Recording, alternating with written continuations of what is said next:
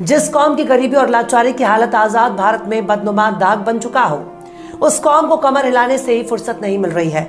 जो कौम एक दिन के मुशायरे के लिए लाखों रुपए पानी की तरह बहाने में यकीन रखती हो, उसे स्कूल की क्या जरूरत, उसे कॉलेज की क्या जरूरत, उस कौम को यूनिवर्सिटी की क्या जरूरत। पर नहीं साहब, बिल्कुल नहीं। School college. अस्सलामु अलैकुम नाजरीन, आप देख रहे हैं नूर ज़ैन नॉलेज। जो कौम अपनी बहन बेटियों के हिजाब और दुपट्टे की हिफाजत नहीं कर सकती, उस कौम से क्या ही उम्मीद की जाए। कम से कम मुसलमानों को इकट्ठा होकर अपना स्कूल और हॉस्पिटल ही खोल लेना चाहिए। एक तो ऐसे ही अपने बच्चों को स्कूल भेजने से ये लोग 13-22 करते हैं। हिजाब के विरोध होने के बाद इन्होंने लड़कियों को स्कूल भेजना ही बंद कर दिया। अगर इतने जज्बात भड़क रहे हैं तो चंदा इकट्ठा करके स्कूल बना लीजिए, अपने बच्चों को टीचर और प्रोफेसर बनाइए। अपने बच्चों के लिए हर इलाके में ना सही कम से कम कई गांवों का चंदा इकट्ठा करके एक हॉस्पिटल और एक स्कूल तो खोल ही सकते हैं। इस वक्त पूरी दुनिया में गजा और फलस्तीनियों को याद किया जा रहा है, पर हमारे साउथ एशिया में क्या गजब की नौटंकी देखने को मिल रही है। खासकर हिंदुस्तान, पाकिस्तान और बांग्लादेश का मुसलमान ऐसे रास्ते पर चल पड़ा है जिसका कोई मंजिल ही नहीं है। मुसलमानों को आगे बढ़ाने के लिए आखिरी पैगंबर ने इकरा यानी तालीम पर जोर दिया। हर मुसलमान को तालीम हासिल करना बिल्कुल जरूरी कर दिया, यानी मुसलमान को हर हाल में शिक्षा हासिल करना अनिवार्य हो गया। पर भारत के मुसलमान खुद को अपडेट करने के लिए 15,000 का फोन ले सकता है, पर 5,000 की एडमिशन फीस भरने में नानी याद आ जाती है। स्कूल कॉलेजों में भेदभाव के शिकार भी मुसलमान होते जा रहे हैं। इनके पास ना तो कोई सामाजिक लीडर है, ना ही पॉलिटिकल लीडर। अगर कोई सियासी लीडर इनकी क़यादत के लिए तैयार भी होता है तो ये खुद ही उसे आरएसएस का एजेंट साबित करने लगते हैं। मतलब इनके पास सब कुछ है पर कायदे की खोपड़ी नहीं है। बच्चों को हायर एजुकेशन से बिल्कुल दूर रखना चाहते हैं। खासकर लड़कियों के मामले में मुसलमान दिन ब दिन पिछड़ता जा रहा है। ये एकजुट होकर दरगाह बनाने के लिए पैसा इकट्ठा कर सकते हैं, एकजुट होकर कव्वाली के लिए चंदा वसूल कर सकते हैं, एकजुट होकर मुशायरे के लिए चंदा बटोर सकते हैं, एकजुट होकर महज एक रात के लिए बड़े शायर को बुलाने के लिए 5 लाख का चंदा इकट्ठा कर सकते हैं, पर एकजुट होकर खुद के लिए स्कूल, कॉलेज, यूनिवर्सिटी बनाने के लिए पैसा इकट्ठा नहीं कर सकते। फिरका परस्ती के नाम पर आपस में लड़ाने वाले मौलाना की तकरीर के लिए इनके पास पैसा है, पर अपने बच्चों को पढ़ाने के लिए ना तो इनके पास पैसा है, ना ही हौसला। एक फर्जी मुकदमा अगर पड़ोसी पर दर्ज हो जाता है तो हफ्तों तक मोहल्ले वाले उसके घर की तरफ नजर उठाकर भी नहीं देखते। यह है मुसलमानों का हाल। यूं ही कोई बुलडोजर लेकर नहीं पहुंच जाता।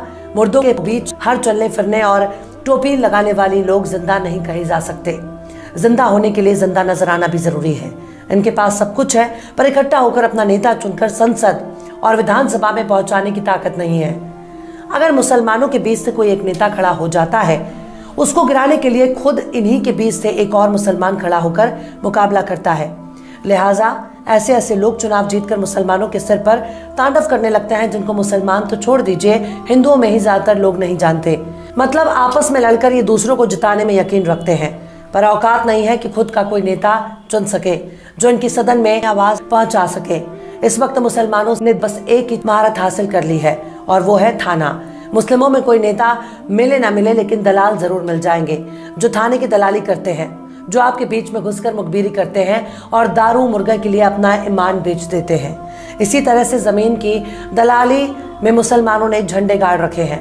अगर शहरों की बात की जाए तो इनको पैसे की इतनी हवस है, ये दाढ़ी टोपी कर दलाली करते हैं ताकि दूर से कोई भी इनके बहुत बड़ा मुत्तकी और परहेजगार आदमी समझे, पर इनकी दाढ़ी के पीछे सारे ऐप छिपे हुए हैं। मिसाल के तौर पर दिल्ली का ओखला देख लीजिए। जब से दिल्ली और दिल्ली के आसपास के इलाकों में हिंदू मुस्लिम के बीच नफरतों का सिलसिला शुरू हुआ, तब से ही हर कोई सीधे ओखला में आना चाहता है। यहाँ कई इलाके ऐसे हैं जहाँ अवैध इमारतें बनी हुई हैं, जहाँ जरूरत पड़ने पर एम्बुलेंस और फायर ब्रिगेड भी नहीं घुस सकते। ऐसे इलाकों में किराए पर कमरे और फ्लैट की दलाली इतनी जोर शोर से चल रही है कि ऐसा लगता है कि मानो मुसलमान इलाके के नाम पर आपको गर्दन काट कर पैसे गाली लेने लगेंगे। दरगाहों के बाहर इन लोगों की बड़ी बड़ी दुकानें मौजूद हैं, जहाँ ये रूहानी इलाज के नाम पर अपना धंधा चला रहे हैं। मतलब जिस झाड़ फूक और जादूगरी को इस्लाम में हराम करार दिया गया, जिस झाड़ फूक के धंधे में पाए जाने पर मुस्लिम देशों में सजाए मौत का प्रावधान मौजूद है, वही झाड़ फूक मौलवियों का धंधा बन चुका है। झाड़ फूक के नाम पर ये लोग जिन्नातों को अपने वश में करने का दावा करते हैं, पड़ोसी को पड़ोसी का दुश्मन बना देते हैं, भाई को भाई के जानी दुश्मन बना देते हैं। और अगर इनके पास इतनी ताकत है तो इजराइल जाओ और नेतन्याहू का डायपर निकाल कर लाओ। अगर इनमें इतनी ताकत मौजूद है तो जो बाइडेन से छैया छैया गाने पर डांस करके दिखवाओ। पर यकीन मानिए, अगर मुसलमान दीन दुनिया के इल्म से बिल्कुल अनजान रहेगा तो उनके साथ ऐसा ही होगा। मुसलमान चुपचाप खुद का स्कूल, कॉलेज, यूनिवर्सिटी, यहाँ तक कि हॉस्पिटल भी बना सकते हैं, पर इसके लिए मुशायरे से दूरी बनानी पड़ेगी। लाखों रुपए लेकर एक रात के लिए शायरी करने वाले भाड़े के शायर कभी आपके नेता नहीं बन सकते।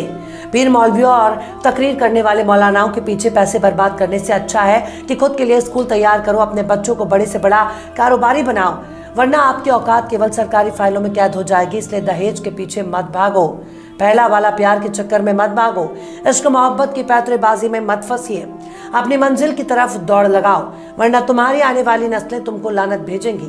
बहरहाल चलते चलते आखिर में अल्लामा इकबाल ने भी क्या खूब फरमाया है, तुम में हूरों का कोई चाहने वाला ही नहीं, तुम में हूरों का कोई चाहने वाला ही नहीं, जलवाए तूर तो मौजूद है, मूसा ही नहीं। फिलहाल इस वीडियो में बस इतना ही। ये वीडियो आपको कैसा लगा कमेंट बॉक्स में आप जरूर बताइएगा। वीडियो पसंद आए तो लाइक